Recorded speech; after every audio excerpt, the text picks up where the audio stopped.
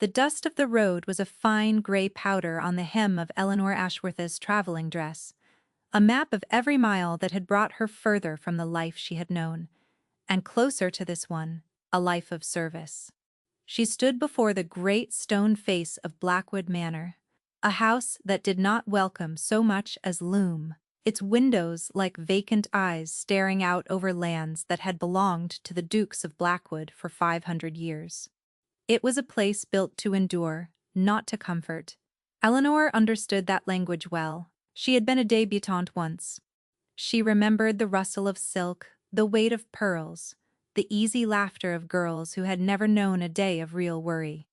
That life had been taken from her, dismantled, piece by a lie that had traveled faster than truth ever could. A ruined woman. The words were a brand, invisible but felt. Now, her only remaining assets were a straight back, a clear mind, and a desperation that she concealed behind a mask of quiet composure.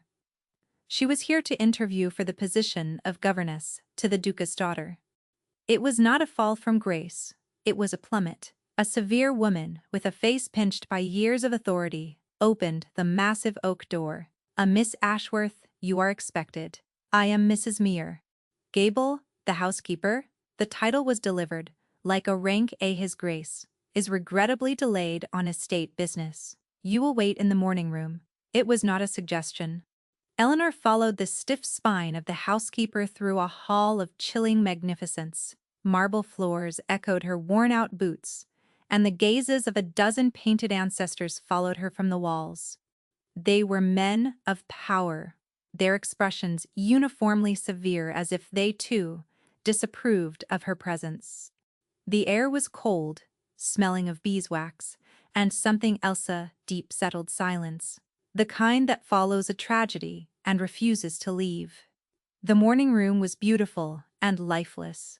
Sunlight, thin and pale, struggled through tall, immaculate windows, touching the edges of furniture draped in white dust cloths.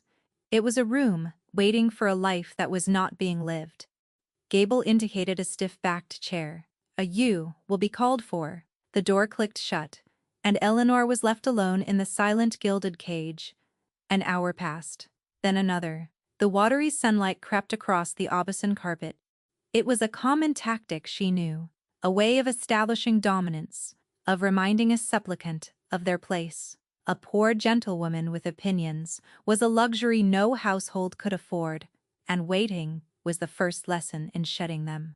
She felt a familiar, bitter resignation begin to settle in her bones. She had endured worse. She would endure this. But the silence was different here. It was not empty. It was heavy, weighted with unspoken grief.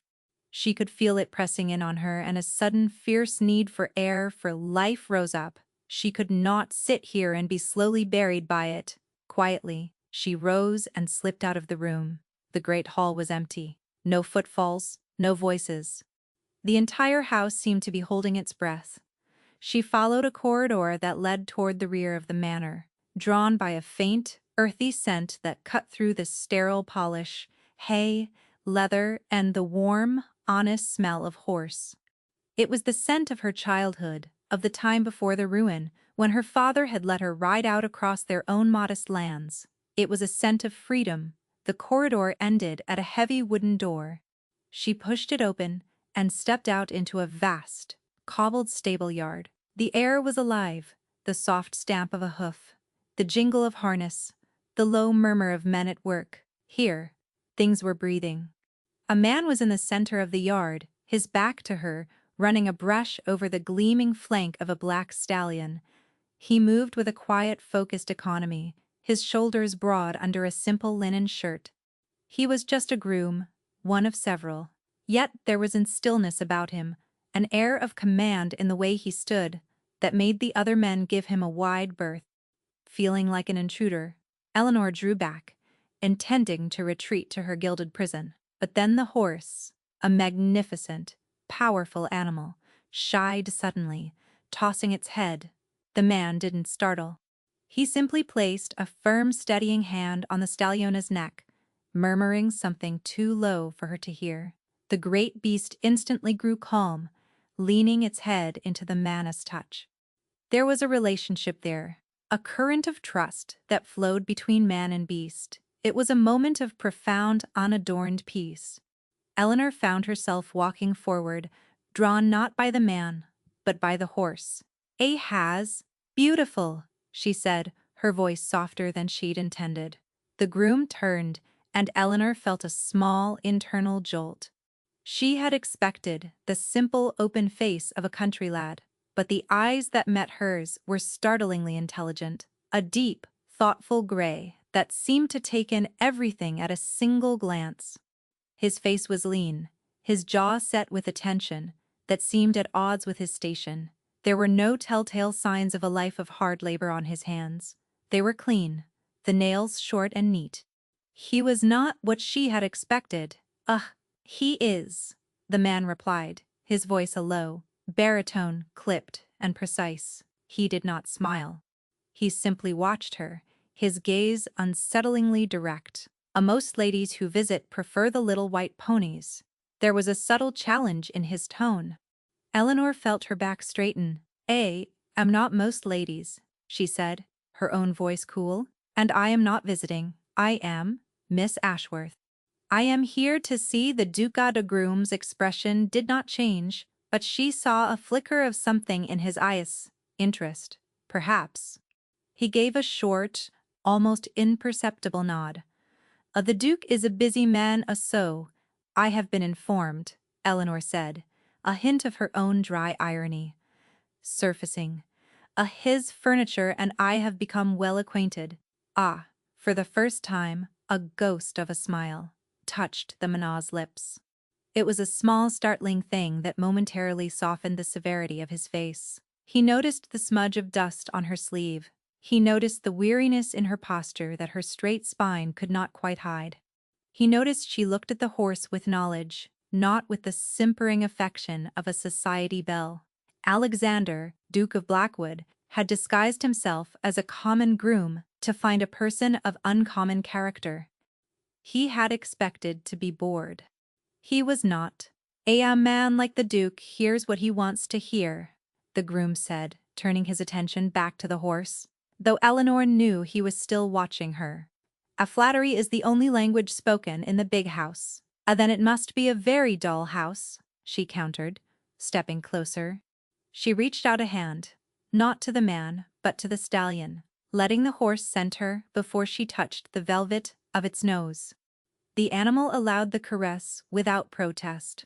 "On what language would you speak to him, Miss Ashworth, if you had the chance?"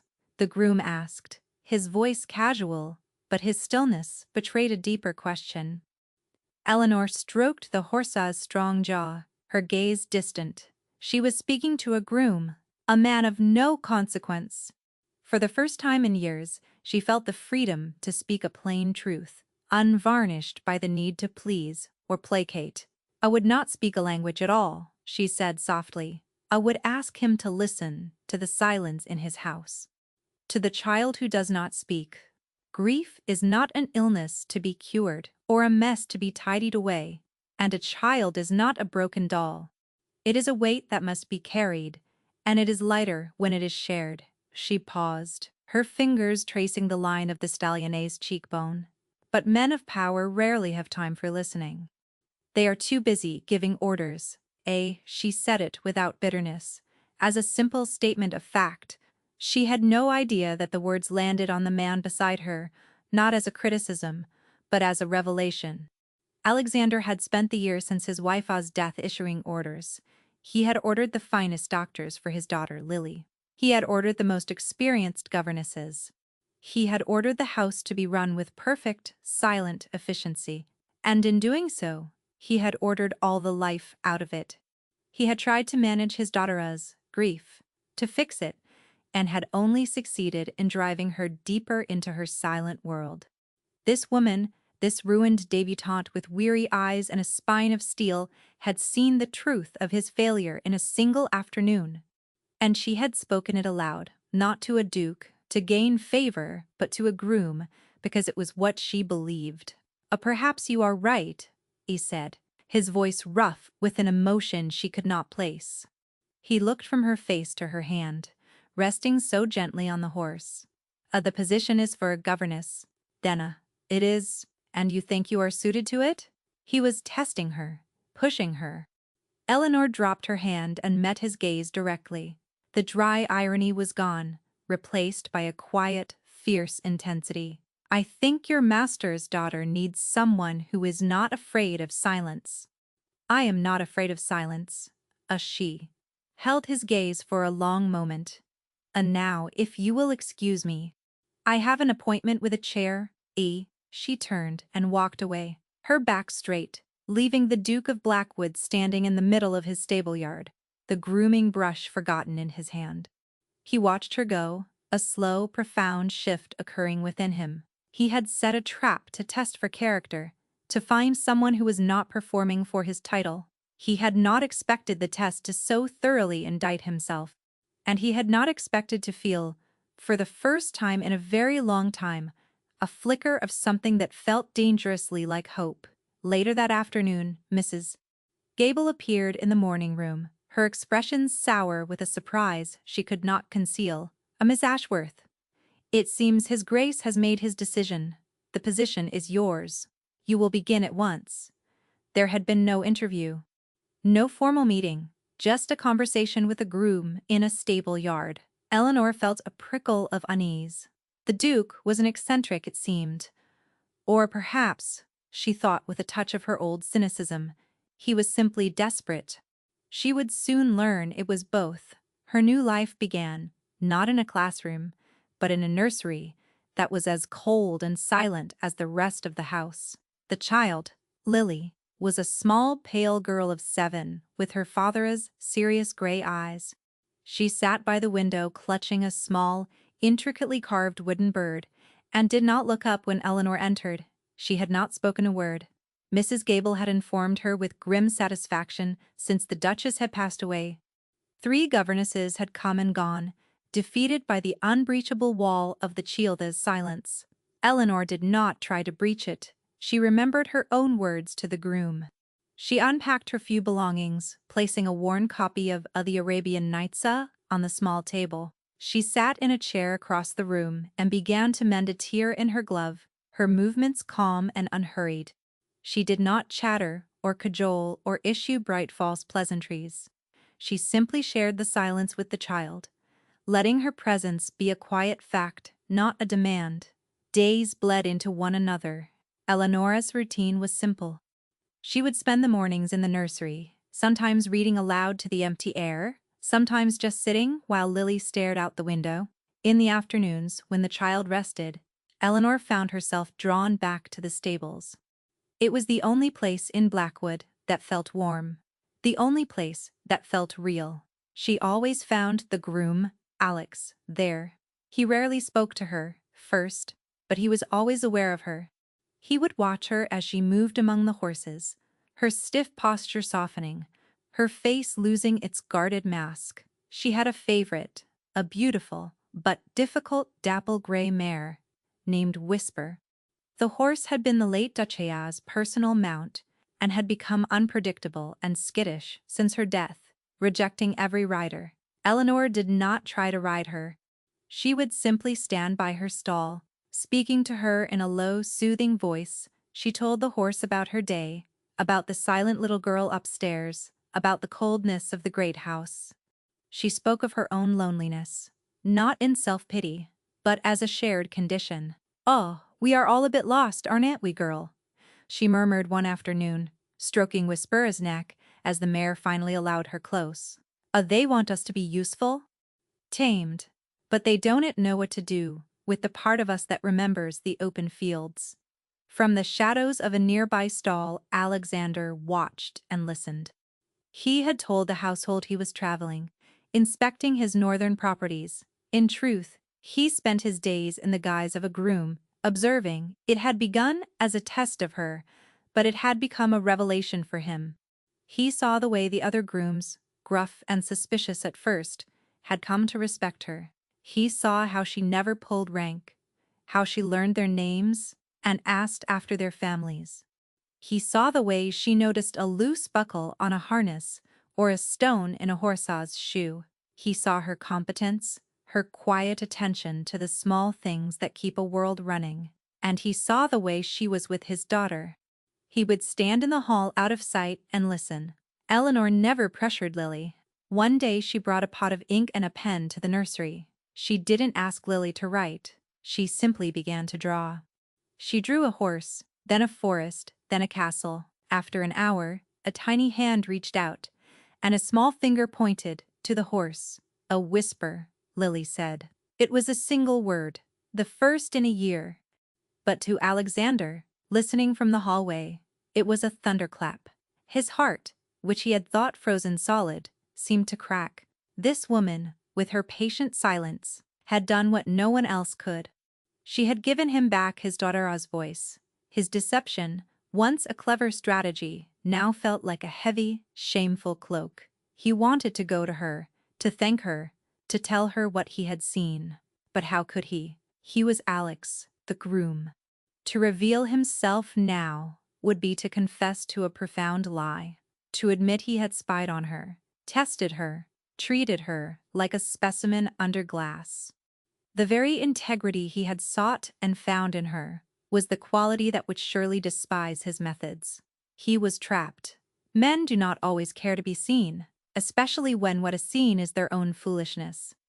The fragile peace of Blackwood was soon disturbed by the arrival of the Duke's cousin, Mr. Julian Finch. Finch was everything Alexander was not: charming, effusive, and exquisitely dressed. He moved through the cold halls of the manor with an easy confidence, his smile a flash of white in his handsome face. He presented himself as a concerned relative, come to offer his support in the Duca's absence, and to check on his bereaved little cousin. Eleanor disliked him on sight. Her sharp social observation, honed by years of navigating the treacherous waters of society, picked up the dissonance between his smooth words and the cold calculation in his eyes. He was too solicitous with Lily, his sympathy a performance. He was too curious about the estate's ledgers, which he often consulted with the steward. And he was far too interested in her. A Miss Ashworth, he said, cornering her in the library one afternoon. A miracle worker, I hear. You have thawed our little ice princess. His smile was predatory. One must wonder what magic you used, or what motives you might have. A patience is not magic. Mr. Patience is not magic. Fincha, Eleanor replied, coolly refusing to be baited. And my motive is my employment. Of course, he said, his eyes lingering on her face. About a woman of your history, to bury yourself in the country as a governess. It suggests a certain desperation, or a certain ambition. He knew. He knew the story of her ruin, and he was letting her know that he knew. She felt a familiar chill, the cold dread of her past being used as a weapon. My history is my own, sir, and I assure you, my ambitions extend no further than the nursery. He simply smiled. We shall see. Her unease grew. She mentioned it, cautiously, to Alex the groom. They had fallen into a comfortable habit of conversation during her afternoon visits to the stables. He was the only person in the household with whom she felt she could drop her guard. A Finch is watching, she said, not looking at him, focusing on braiding a piece of straw. He asks too many questions about the estate. About me? Alexander's jaw tightened. He knew Juliana's appetite. His cousin had a gambler's charm and a vulture's soul. He is the Duca's family, he said, testing her reaction. A family can be the most dangerous kind of enemy, she murmured. They know precisely where to strike. She looked at him then, her gaze clear and direct. You are observant, Alex. You see things. Tell me I am imagining it. Hot. He could not. He knew Julian was circling, sensing a power vacuum with the Duke. Awaya. Julian had debts, and the Blackwood estate, with a child as its heir, was a prize worth scheming for. If he could get himself appointed Lilia's guardian, he would have control of it all. And Eleanor, the governess who had so quickly earned the child's trust, was a threat to that plan. Be careful, Miss Ashworth, was all he could say, his voice low and urgent. "A Finch is not your friend. I have no friends here," she said simply, and the quiet truth of it struck him to the core. The thaw in the house continued, slowly, tentatively. Lily began to speak more, short sentences at first, then questions. Her favorite place to be was not the nursery, but the stables. She would follow Eleanor there and watch as she tended to whisper. The mare, too, was changing. Under Eleanor's patient hand, her skittishness was receding, replaced by a gentle trust. One afternoon, Lily, holding Eleanor's hand, walked directly up to the mare. "A mamma loved you," she whispered to the horse, her small hand reaching up to touch its nose. As she said, "You held all her secrets." It was the first time she had mentioned her mother. Eleanor's heart ached for the child. "It was good to talk about her," she said softly. "It keeps her close. Mrs. Gable says we are not to. She says it makes Papa sad." Anger, cold and sharp, flared in Eleanor.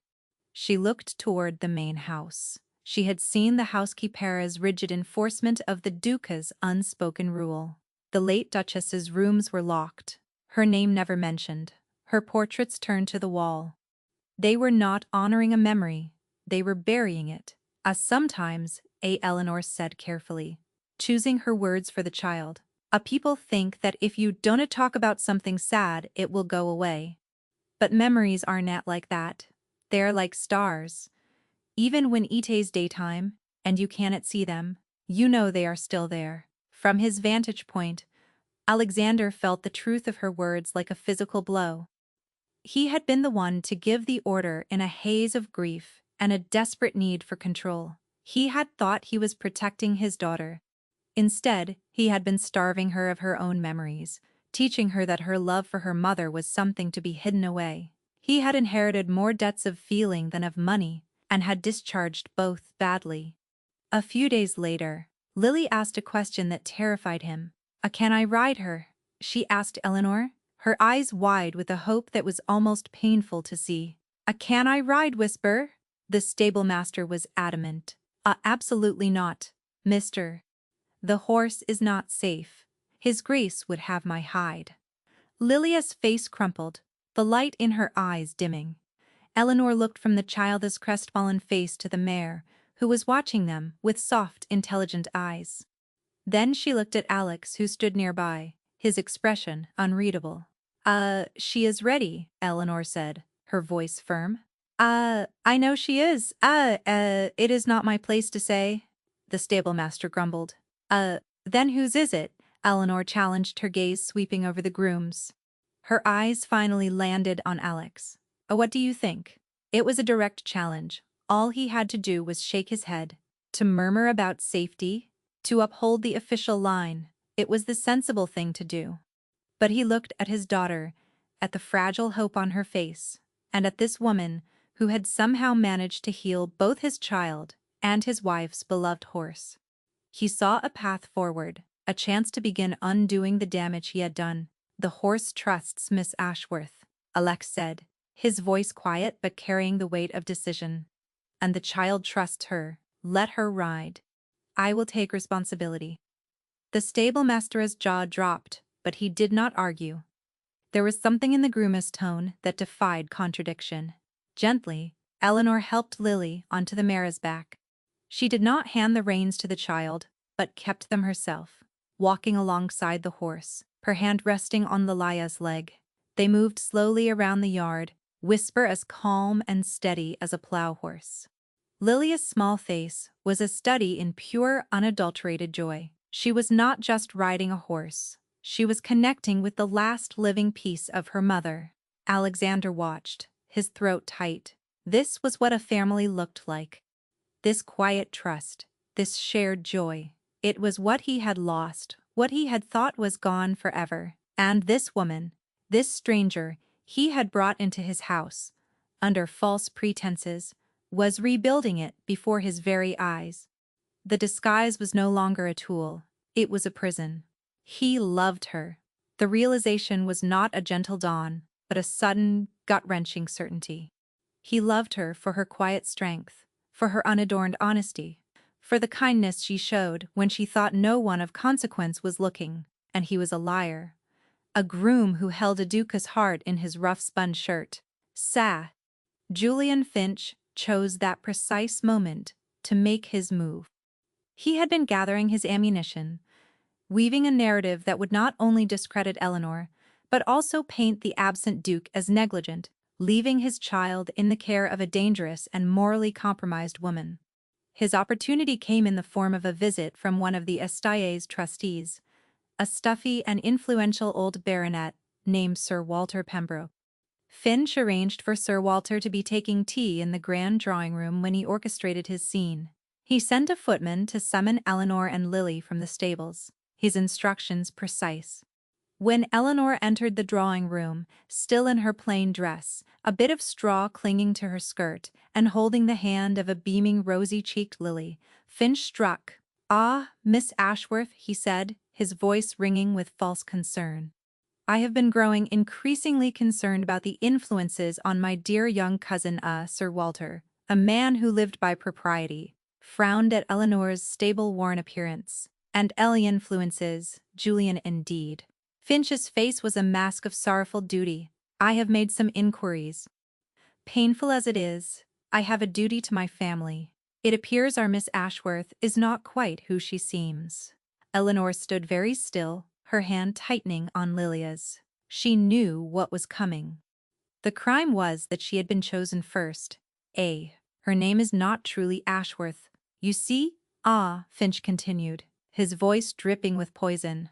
It is Ashworth Lennox, daughter of Baron Lennox, who, as you may recall, shot himself after his ruin at the card tables. And the daughter, well, her debut season ended rather abruptly. A scandal involving a married lord and a hasty departure from London. They said she was a fortune hunter, an adventuress of the worst sort. He let the words hang in the air.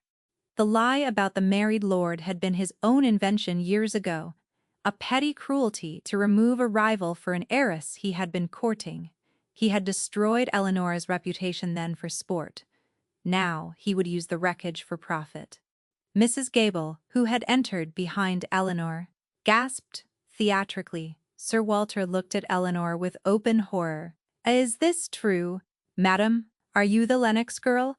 Eleanor felt the blood drain from her face. All her hard-won composure, all the walls she had built, felt as if they were crumbling to dust. She could feel Lily trembling beside her. The details of my family's misfortune are not your concern, Mr.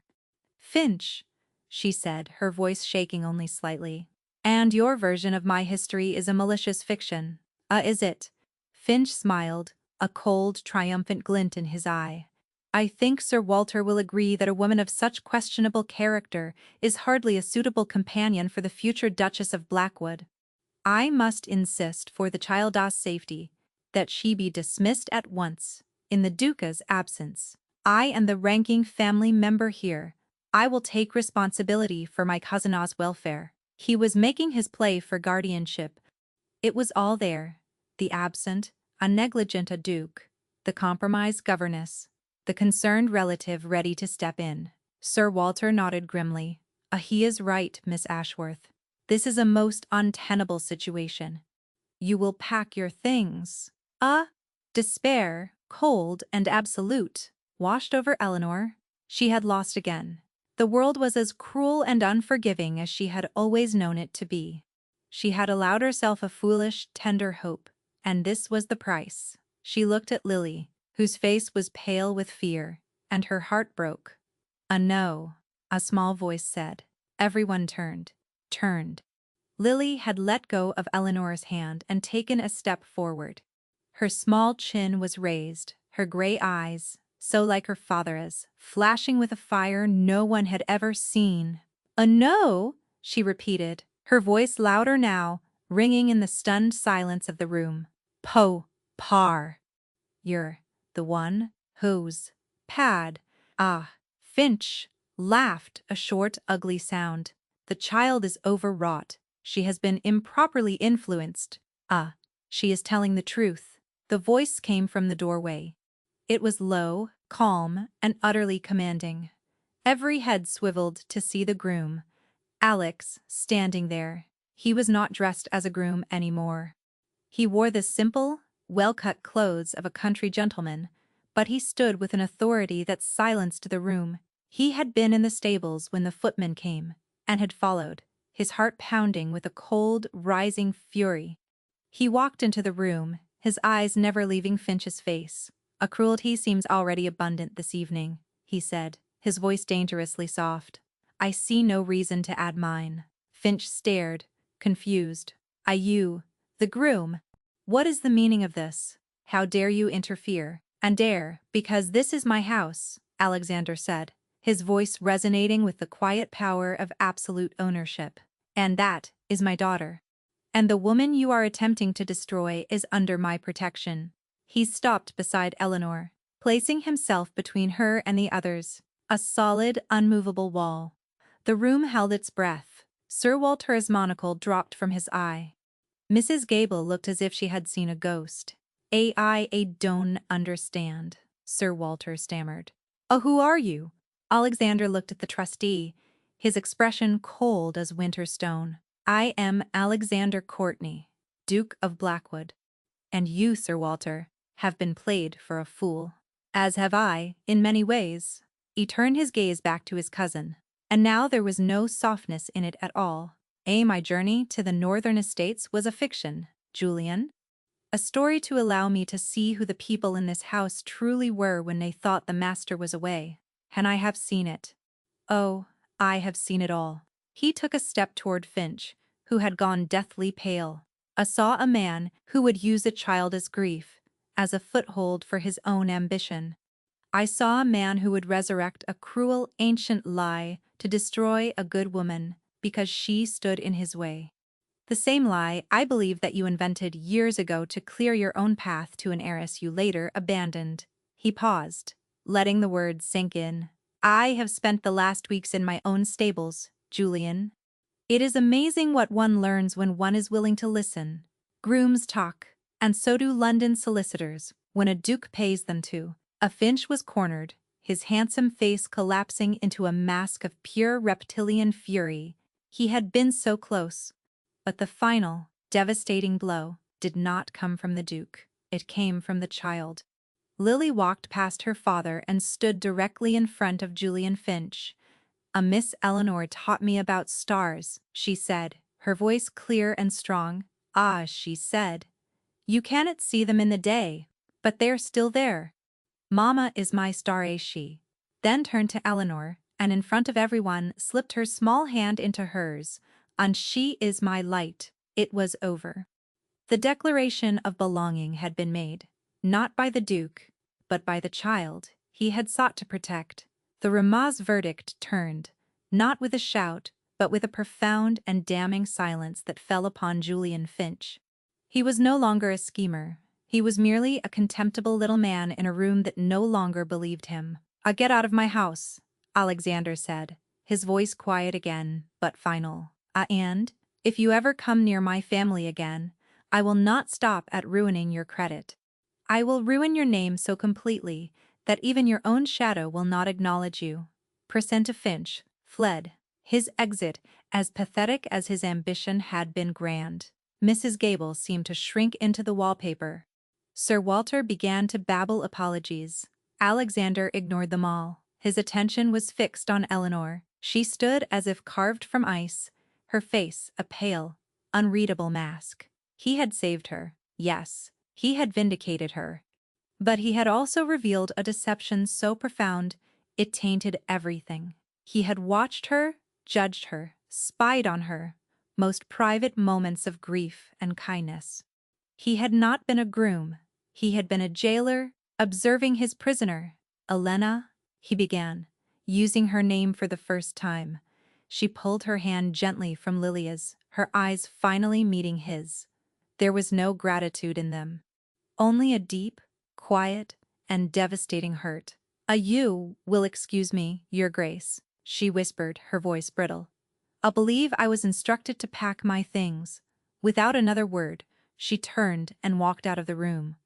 leaving the Duke of Blackwood standing in the wreckage of his victory. The silence in the house more profound than ever before. He found her where he knew she would be, not in her room in the cold manor, but in the stables, in the warm, breathing, dark. Lantern light cast long dancing shadows, and the air smelled of hay and horses. She was standing by Whisper's stall, one hand resting on the Maria's neck, her forehead pressed against the animala's warm flank. She was not crying. Her stillness was something far beyond tears. He stood in the doorway for a long time, watching her. The rough spun shirt of the groom had felt more honest than the fine wool of the duke he wore now. He had sought truth, and, having found it, had destroyed it with his own lie. "Eleanor," he said again, his voice raw. She did not turn. "Ah, you should not be here, your grace. It is unseemly for a duke to be in the stables at this hour. Someone might think you were a common groom." The words were quiet, but they cut him to the bone. He walked slowly toward her, stopping a few feet away. "Oh, what I did was wrong. There is no other word for it. It was the act of a desperate, cynical man who had forgotten how to trust." "You did not trust me," she said, her voice muffled against the hoarse. "You tested me, like a piece of silver, to see if I was genuine before you made the purchase a no," he said, his voice fierce with self-loathing. "It began that way. I will not lie to you again. It began as a test, a cold, calculated search for a governess for Lily. I was a coward. My grief had made me a coward, and my title had made me a fool. I was so surrounded by performance that I no longer believed anything real existed." And a sixth did. He took another step closer. But then, I saw you walk into this yard, not with arrogance or disdain, but with a weariness that you refused to let bend you. I heard you speak the truth about this house to a man you believed had no power to change it.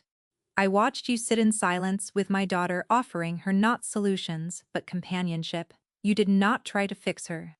You made a space for her to heal herself. She finally turned, her face pale in the lantern light, her eyes shimmering with unshed tears. "You watched me." It was an accusation. Yes," he admitted, his own voice breaking. "And everything I saw shamed me. Everything I saw reminded me of the man I was supposed to be, the man I was before duty and loss hollowed me out." He ran a hand through his hair, a gesture of profound frustration. The disguise became a trap. "I wanted to tell you the truth 100 times. The day Lily spoke, the day you defended me to the stablemaster, but I was afraid. Afraid you would look at me with exactly the contempt you are looking at me with now. And I discovered I could not bear it." He closed the distance between them, his hands clenched at his sides. "I disguised myself to test a governess. Instead, I found the one person whose opinion of me came to matter more than any other. I found the heart that was missing from this house. I found you." Eleanor stared at him, her own heart a war of conflicting emotions. Betrayal, anger, and a deep, unwilling tenderness. He had lied to her, but he had also seen her, truly seen her in a way no one else ever had. He had seen the person she was when all the masks were down. "You needed someone to care for your daughter, your grace," she said, her voice low and steady, forcing him to face the truth of the transaction. "Do not mistake your relief for something more. Do not offer me gratitude and call it love." This was her line, her condition drawn, not at the start of a bargain, but at its end. She would not be a reward, she would not be a prize won. He looked at her, and in his eyes she saw, not the cool assessment of the Duke, but the raw vulnerability of the man. "It is not gratitude," he said, his voice thick with emotion. "A gratitude is what I feel for Sir Walter for showing himself to be a pompous ass. It is what I feel for my cousin for revealing himself as a villain. What I feel for you, is terror. The terror of having found something utterly essential, and the equal terror of losing it through my own damnable foolishness." He reached out, not to touch her, but holding his hand in the space between them. "That is the truth. I expected you to be useful, But you became necessary. To Lily. And to me. You walked into a house full of silence, and you taught us how to listen again. You are the light, Eleanor. You are the light that came back on a single tear, finally escaped and traced a path down her cheek. He did not wipe it away. He simply stood there, offering his confession, his heart laid bare in the warm, honest dark of the stable. The choice was hers. It had always been hers. She thought of the cold morning room, the dust motes dancing in the pale sun. She thought of the long, silent days in the nursery. She thought of the first time Lily had whispered a word. She thought of this man, this impossible, complicated duke, who had been broken by his duty and was so desperately trying to put the pieces back together. She did not step toward him. She did not fall into his arms. She simply uncurvaced her hand from Whisper's neck, and after a long, breath-held moment, placed it in his. His fingers closed around hers, a grasp that was not about ownership, but about anchor. About holding on, Alexander, she said, speaking his given name for the first time. A name that was not a title, but a man. The house is cold. The fires need to be lit. It was not a declaration of love. It was a statement of intent. It was an acceptance. It was a beginning. 6 months later, sunlight no longer struggled to get into Blackwood Manor. It poured through clean, open windows, illuminating halls that now echoed with the sound of Agilda's running footsteps and occasional laughter. The white dustcloths were gone. The late Duchess's portrait had been returned to its place of honor in the gallery, and Lily would sometimes leave a small wildflower on the console table beneath it. The memory was no longer a ghost. It was a star, present and cherished. Eleanor was not yet the Duchess of Blackwood. Alexander had not asked her, and she had not sought it. They were building something far more important than a change in title. They were building a family. She was Eleanor, the heart of the house. He was Alexander, the man who was learning to be a father and a partner, not just a duke. One crisp autumn evening, they stood on the terrace watching Lily ride Whisper on the lawn below. The girl in the mare moved with a fluid, easy grace, a perfect picture of trust restored. She is happy," Alexander said, his voice quiet. He was standing beside Eleanor, close enough that their shoulders almost touched. The formal distance he had once cultivated was gone. Replaced by a comfortable constant proximity, he was always near her now, drawn by an invisible tide. She is loved," Eleanor corrected gently. And she knows it. It makes all the difference. He turned to look at her, his gray eyes warm in the fading light. "I have been thinking about our first conversation. In the stables. You mean my first interview. Your Grace," she teased, a small smile playing on her lips. The wound of his deception had healed, leaving behind a scar of shared intimacy, a story that belonged only to them. "Adieu," he said, his own smile answering hers. You told me what you would say to the Duke. You said you would ask him to listen." He took her hand, his fingers lacing through hers. "I have been trying to. Eleanor, every day I listen for Lilia's laughter. I listen for the sound of your step in the hall. I listen for the quiet truth of things, not the noise." He paused, his gaze growing serious. And in the quiet, I have heard my own heart, and it speaks only one name, yours." He did not go down on one knee. He did not make a grand pronouncement. He simply stood before her. The Duke and the Groom made one, and spoke a plain, unadorned truth. "I love you, Eleanor Ashworth, not because you are useful, or necessary, or good for my daughter, but because you are you. Will you be my wife? Will you be my partner in filling this house with light and laughter for all our days to come?" As she looked from his earnest open face, to the child playing on the lawn, to the great house that was no longer a cold stone fortress, but a home. Her home. She had arrived as a ruined woman seeking shelter, a governess for hire. She had endured, she had listened, she had cared. She had not sought a title or a fortune. She had simply stayed. And in staying, she had found everything. "Ah, yes," she said, her voice as clear and true as his.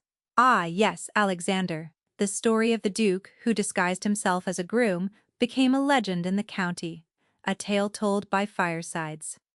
But for those who knew, for the man, the woman, and the child, the truth was simpler and far more profound. It was not a story about a disguise. It was a story about listening. A woman had spoken her heart to the horses, to the forgotten and the grieving, never imagining a duke was listening. But he was. And in her quiet words, he heard not the voice of a governess, but the sound of his own rescue. She became the woman who stayed, the woman who listened, and the woman who taught a duke that the truest power lies, not in commanding, but in loving. She had not just married a duke, she had healed a man and built a home, one quiet truth at a time.